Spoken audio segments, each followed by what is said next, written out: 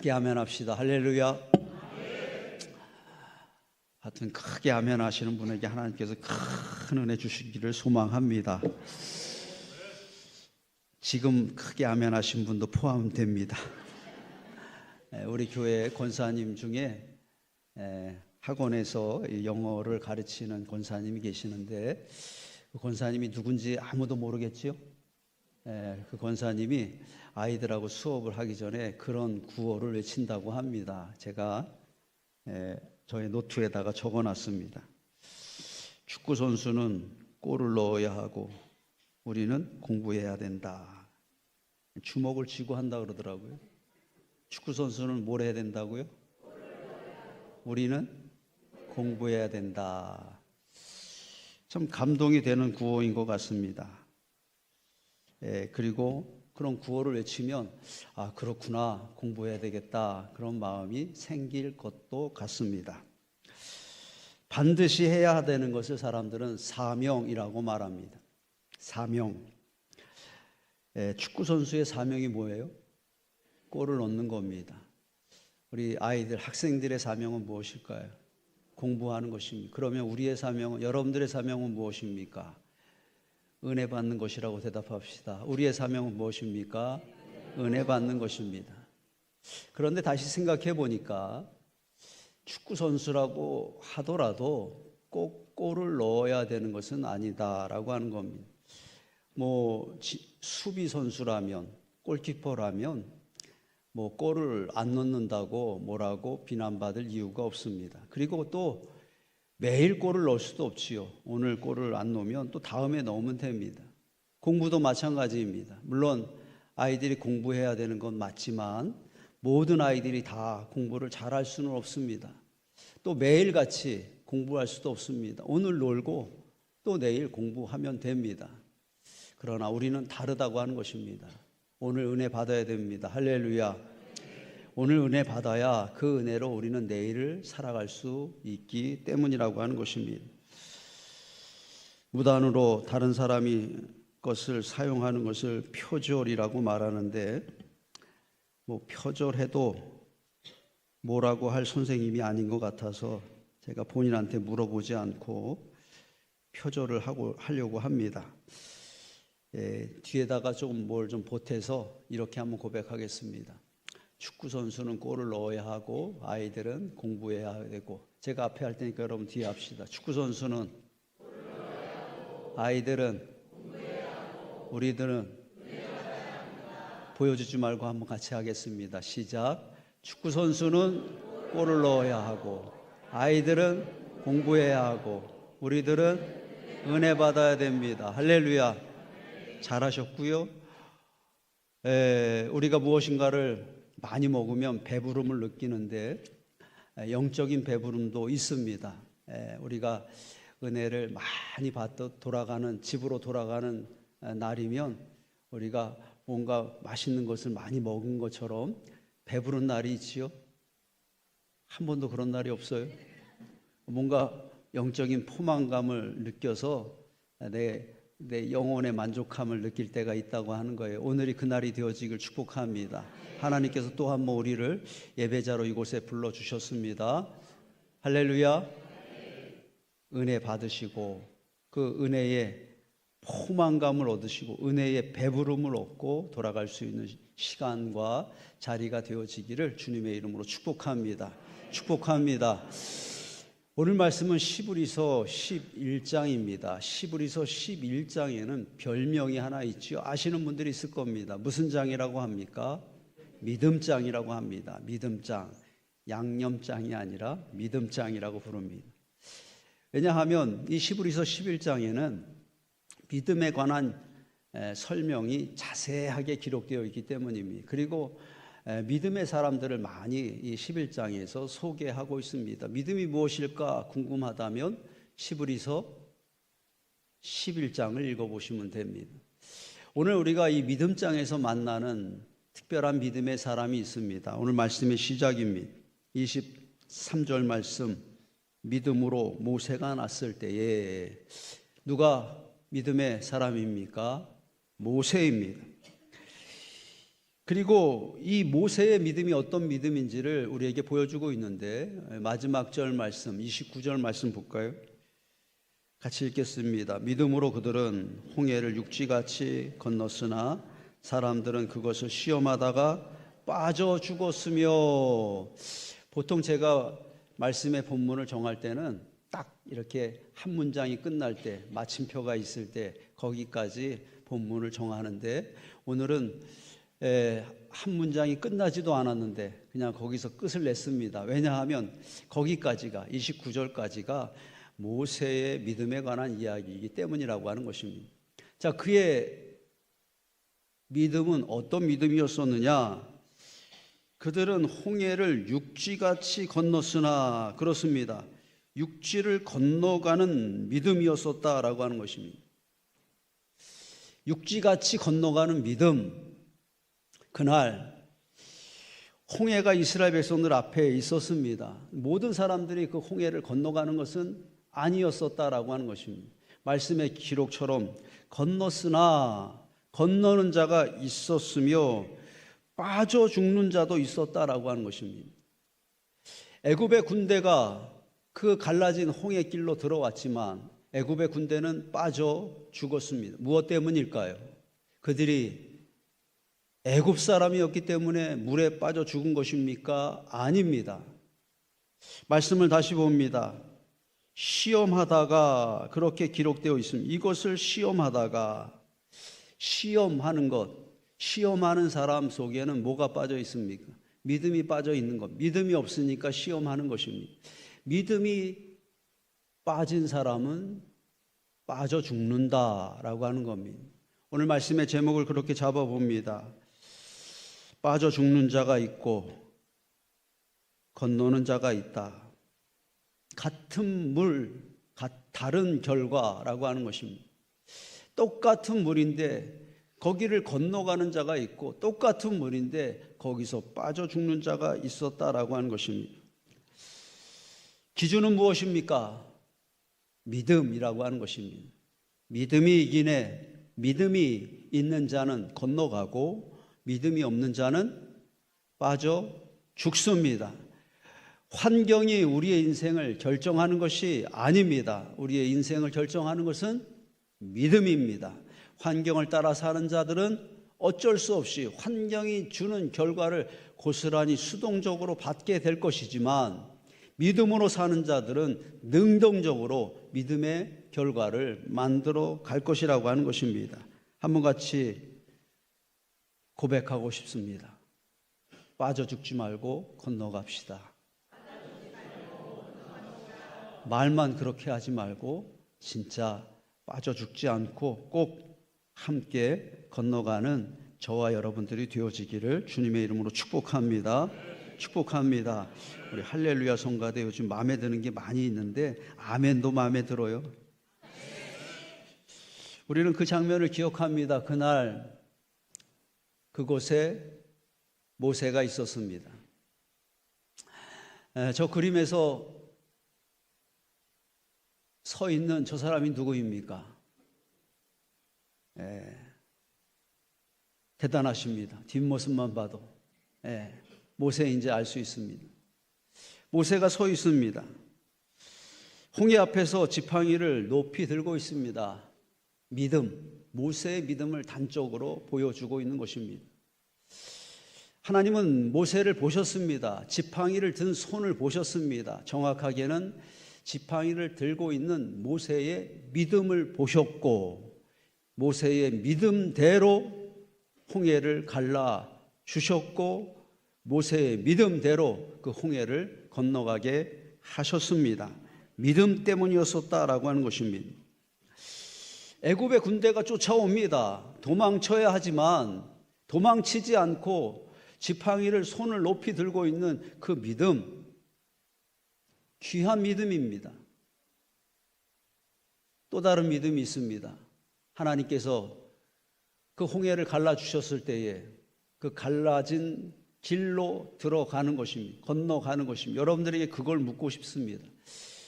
홍해를 갈라지게 하는 믿음, 지팡이를 손을 높이 들고 그렇게 하나님이 하실 일을 기대하는 그 믿음이 큰 믿음입니까? 아니면 하나님께서 이미 갈라놓으신 그 길을 걸어가는 것이 큰 믿음입니까? 추석 연휴 때 떡 많이 드셨지요? 힘을 내봅시다. 다시 물어봅니다. 갈라지게 하는 믿음이 더 어려운 믿음입니까? 갈라진 곳으로 걸어가는 믿음이 더 어려운 믿음입니까? 1번 갈라지기 전 믿음, 2번 갈라진 후의 믿음. 1번입니까? 2번입니까?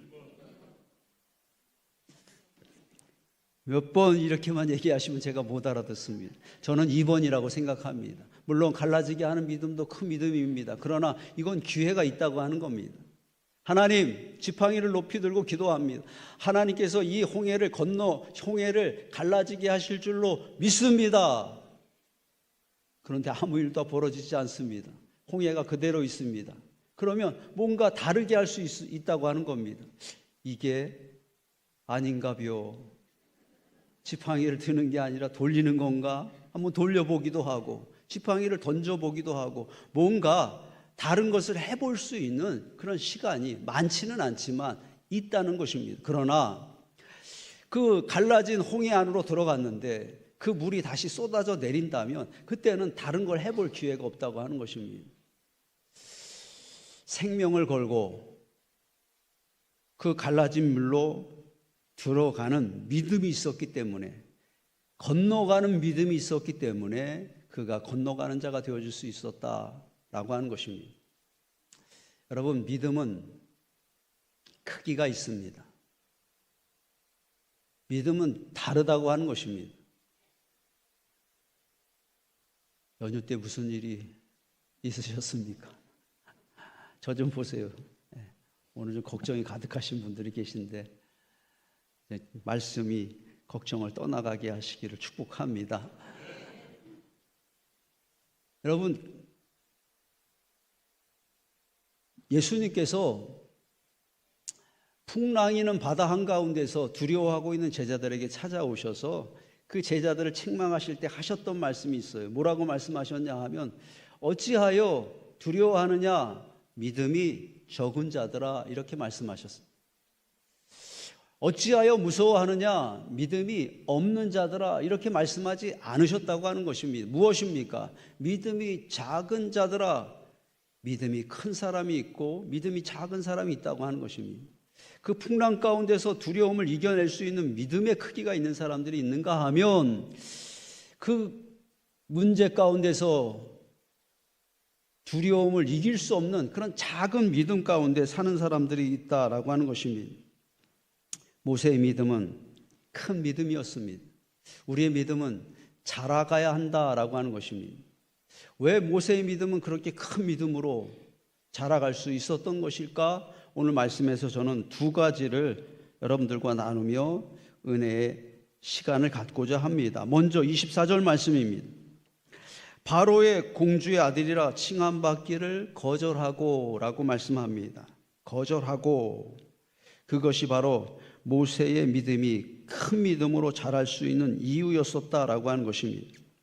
모세는 히브리인이었습니다. 그 당시 애굽의 노예로 살아야 되고 아니면 죽어야 되는 그런 운명이었습니다. 그런데 바로 왕의 딸의 공주가 된 것입니다. 누가 한 것입니까? 하나님이 하신 것입니다. 큰 은혜입니다. 사람들은 부러워했을 것입니다. 모세가, 히브리인 모세가 바로 공주의 아들이 되었다네.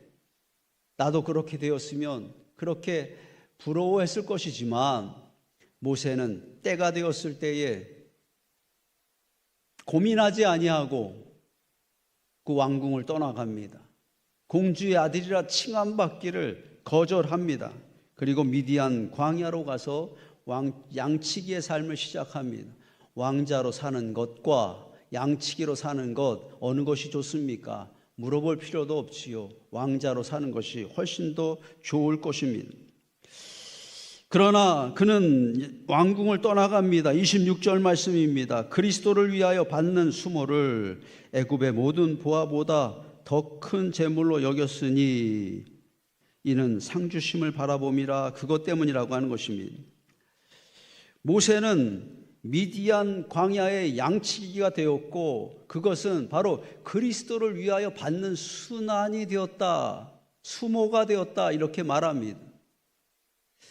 모세는 사실은 잘 몰랐을 것입니다.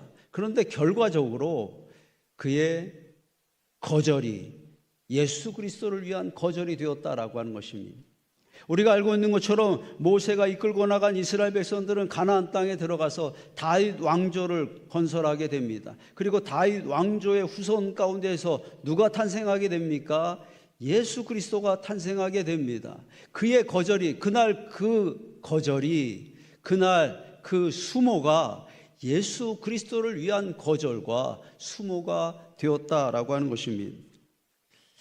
하나님의 가치를 바라보았기 때문에, 복음의 가치를 더 소중하게 여겼기 때문에 애굽의 그 수많은 보화보다 그리스도를 위하여 받는 수모를 더 큰 보물로 여기며 거절할 수 있었다라고 그렇게 성경은 말하고 있다고 하는 것입니다. 믿음은 거절입니다.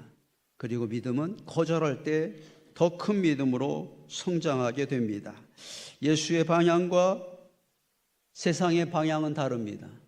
십자가 지고 세상 등지고 십자가 보내, 세상 등지고 십자가 보내, 뒤돌아서지 않겠네.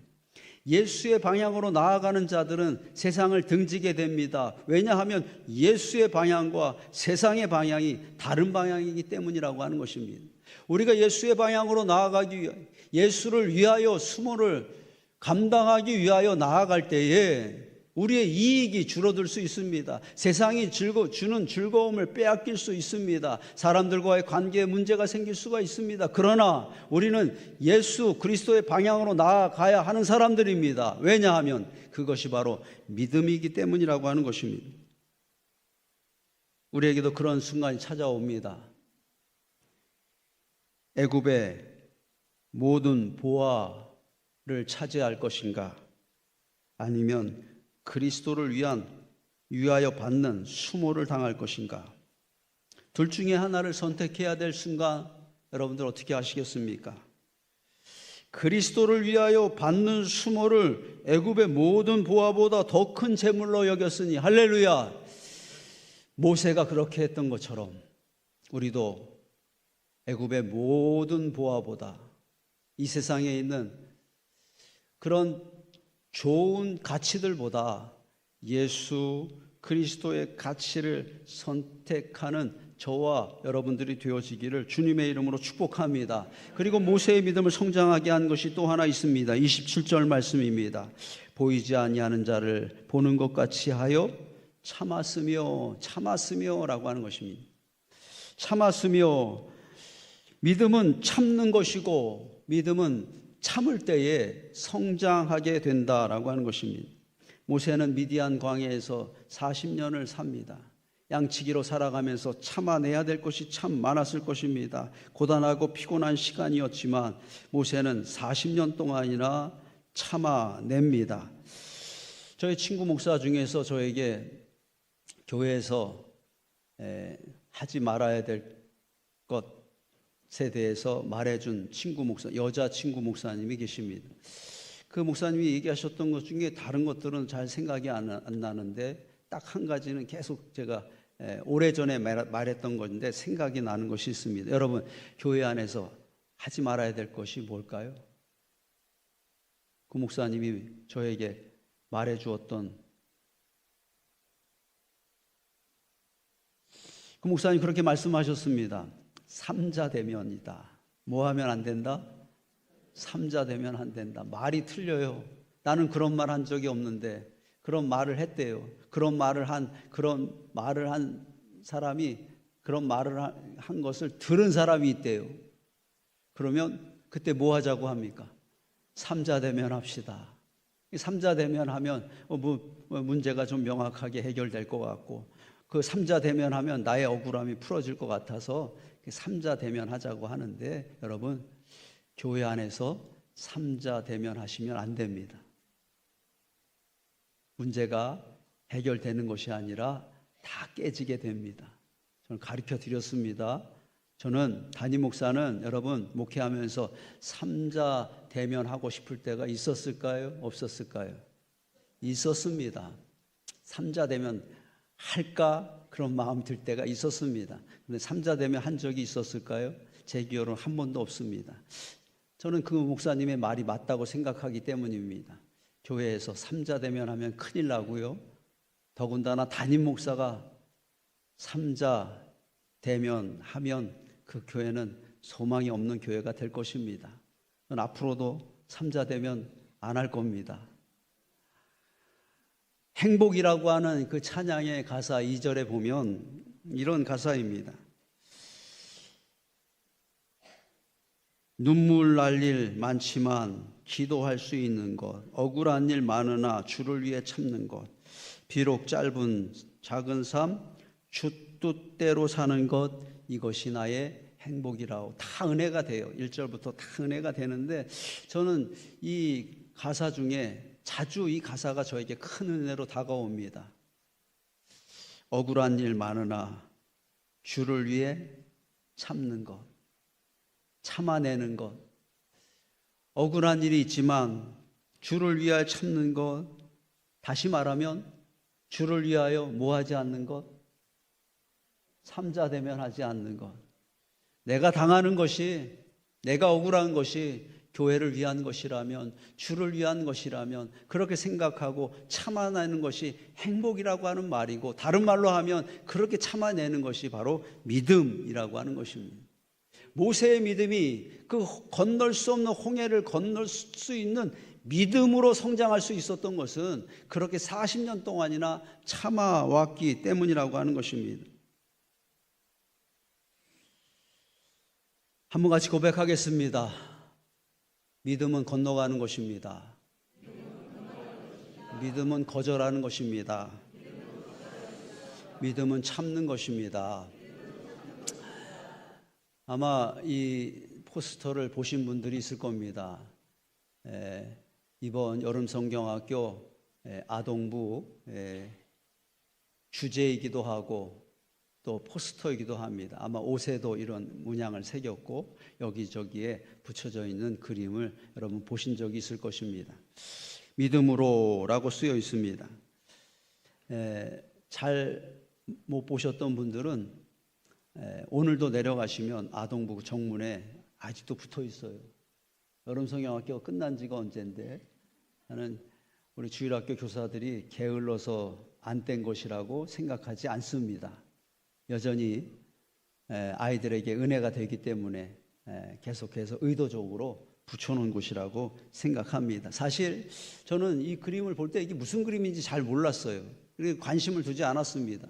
그런데 여름성경학교가 끝나고 아이들이 찬양을 부르는데 그 찬양 가사 중에 그런 가사가 나오더라고요. 믿음의 튜브를 타고 건너가요, 강을 건너가요, 이런 가사가 나오더라고요. 그때 다시 그림을 보니까 믿음의 튜브를 타고 강을 건너가는 어린이의 모습이구나, 그때 알게 되었습니다. 여러분, 수영을 못해도 튜브가 있으면 강을 건너갈 수가 있습니다. 하나님께서 우리에게 주신 튜브가 있습니다. 무슨 튜브입니까? 믿음의 튜브입니다. 왜 주신 것입니까? 건너가야 할 것이 있기 때문에 우리에게 주신 것이라고 하는 것입니다. 내 힘으로 하면 빠져 죽을 것입니다. 그러나 믿음의 튜브를 타고 가면 건너가게 될 것입니다. 우리에게 또 그런 홍해가 찾아올 것입니다. 이 홍해는 고난을 의미하는 것이죠. 내 힘으로 해결할 수 없는 그 문제를 말하는 것입니다. 그리고 아주 의미를 좁히면 이 홍해는 죽음을 의미하기도 합니다. 우리의 가정을 위협하는 홍해를 만나기도 합니다. 또 살아가면서 우리의 건강을 약화시키는 그런 홍해를 만나기도 하고, 또 경제적으로 그 막히게 하고 힘들게 하는 그런 홍해를 만나게 되는데, 우리에게는 믿음의 튜브가 있습니다. 빠져 죽지 말고 건너가기를 축복합니다. 하나님은 오늘 여러분들에게 질문하시고 있습니다. 빠져 죽을 것이냐, 건너갈 것이냐? 여러분들은 뭐라고 대답하시겠습니까? 하나님, 내버려 두십시오. 나는 여기서 빠져 죽겠습니다. 이제 더 이상 할 것이 없습니다. 이렇게 말하지 마십시오. 하나님 반드시 건너가는 자가 되겠습니다. 믿음의 튜브를 타고 건너가는 자가 되겠습니다. 한 번 더 표절을 하려고 합니다. 축구 선수는 골을 넣어야 하고, 학생들은, 아이들은 공부해야 되고, 우리들은 건너가야 한다. 이렇게 바꿔서 한번 같이 고백하겠습니다. 한번 고백하겠습니다. 축구 선수들은, 아이들은, 우리들은 건너가야 합니다. 할렐루야. 다시 일어나, 다시 거절하고, 다시 일어나, 다시 참아내고, 다시 일어나 그 홍해를 건너가는 여러분들이 되어지길 축복합니다. 저 좀 보세요. 그리고 마지막 날 거기서 죽음의 강을 건너가서 그 영화로운 천국에서 꼭 만나게 되는 사랑하는 성도 여러분, 우리 할렐루야 성가대 여러분들이 되어지기를 주님의 이름으로 축복합니다. 축복합니다. 자리에서 한번 일어나시겠습니다.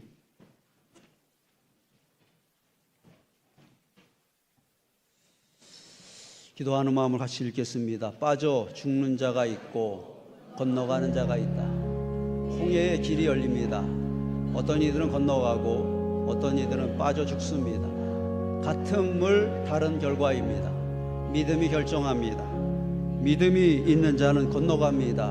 믿음이 빠진 자는 빠져 죽습니다. 믿음은 건너가는 것입니다. 믿음은 거절하는 것입니다. 믿음은 참는 것입니다. 빠져 죽는 자가 있고 건너가는 자가 있다. 빠져 죽는 자로 살지 않겠습니다. 건너는 자로 살겠습니다. 또 거절하고 또 참고 또 건너가렵니다. 하나님 나를 도와주소서. 아멘.